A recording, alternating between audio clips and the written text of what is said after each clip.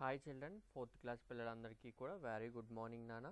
చూడండి పిల్లలు, మనం ఆల్రెడీ నిన్న లాస్ట్ క్లాస్లో టిక్ ద రైట్ ఆన్సర్స్ నేర్చుకున్నాం కదా. ఇప్పుడు 1, 2, 3 క్వశ్చన్స్ చూద్దాం రండి పిల్లలు. What was the original name of Puran Bhagat? Puran Bhagat యొక్క ఒరిజినల్ నేమ్ ఏంటి?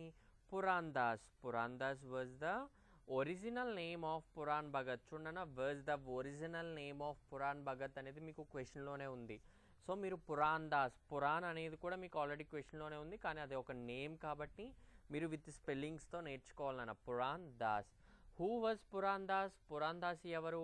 Puran Das was a high caste Brahmin, highly educated and a powerful figures as the prime minister of one of the princely states of India. అంటే ఏంటంటే నాన్న, Pooran Das ఏంటి? ఒక high caste Brahmin and educated. ఏంటన్నా, Pooran Das educated కదా.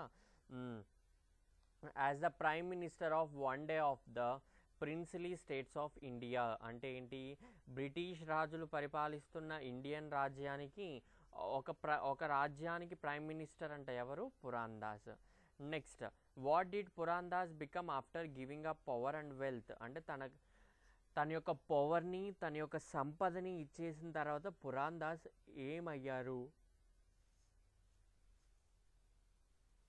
Pooran Das become a sanyasi after giving up power and wealth. అంటే ఎలా మారిపోయారు? ఆ పవర్ చూడనా, after giving up power and wealth Puran Das become a, మీరు చదవాల్సిందల్లా ఏంటి? సన్యాసి.